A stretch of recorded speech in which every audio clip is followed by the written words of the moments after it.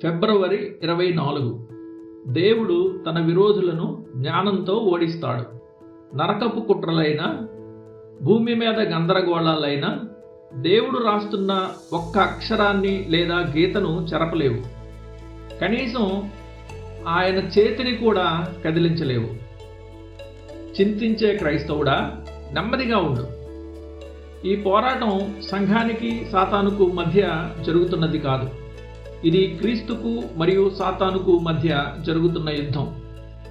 వీరిద్దరూ ఇరుపక్షాల వీరులు. కుయుక్తిపరుడైన తన విరోధితో సర్వజ్ఞాని అయిన దేవుడు తలబడడాన్ని గమనించండి. సర్వశక్తిమంతుడు ఈ గొల్యాతు శిరస్సును వాని స్వంత ఖడ్గంతోనే ఎలా ఛేదిస్తాడో, ఆ దుష్టుణ్ణి వాడు పన్నిన వ్యూహాల వలలోనే ఎలా చిక్కుకునేలా చేస్తాడో మీరు చూడబోతున్నారు. దేవుని జ్ఞానాన్ని, గొప్పతనాన్ని నమ్మే విశ్వాసం సాతాను సవాలును అల్పాతి అల్పంగా మారుస్తుంది. అవిశ్వాసం సాతానును చూసి సింహంలా భయపడుతుంది, కానీ విశ్వాసం వానిని ఒక పురుగులా అణచివేస్తుంది. దేవుని కార్యాలను గమనించండి. ఆయన చేయబోయేది అత్యంత శ్రేష్టమైనదని నిశ్చయత కలిగి ఉండండి.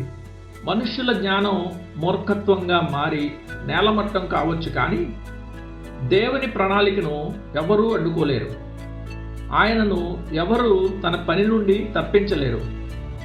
ఒక సామాన్య భవన నిర్మాణకర్త రాత్రి వేళల్లో పని చేయలేడు. వర్షం వస్తే పని ఆపేయాల్సి వస్తుంది. కానీ నరకపు కుట్రలన్నీ ఏకమైన దేవుడు రాస్తున్న ఒక్క గీతను కూడా చెరపలేవు. దేవుని ఏర్పాటులోని మర్మం ఒక్కోసారి ఒక తెరలా మారి ఆయన ఏమి చేస్తున్నాడో మనకు కనబడకుండా చేయవచ్చు. కానీ గాఢాంధకారం ఆయనను చుట్టుముట్టినప్పుడు కూడా నీతి అనేది ఆయన సింహాసనానికి పునాదిగా ఉంటుంది. భక్తులారా, మన విశ్వాసం ఎక్కడ ఉంది? దేవుడొక్కడే జ్ఞాని అని, మనుష్యులు మరియు దయ్యాలందరూ మూర్ఖులని నమ్మండి.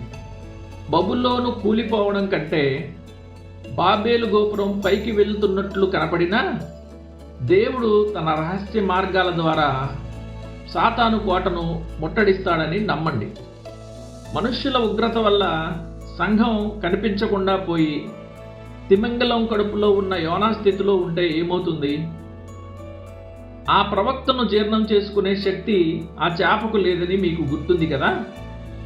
సంఘం చనిపోకముందే దాన్ని పాతిపెట్టడానికి అంతగా త్వరపడకండి. క్రీస్తు తన నైపుణ్యాన్ని ప్రదర్శిస్తున్నప్పుడు ఓపికగా ఉండండి. మీ ప్రార్థనల ద్వారా క్రీస్తును ఆ సమాధి దగ్గరకు తీసుకురండి. అప్పుడు ఆయన పునరుద్ధాన వాక్కును పలుకుతాడు. మనకంటే ముందున్న భక్తులు ఇంతకంటే భయంకరమైన పరిస్థితుల్లో కూడా అద్భుతమైన విశ్వాసాన్ని ప్రదర్శించారు.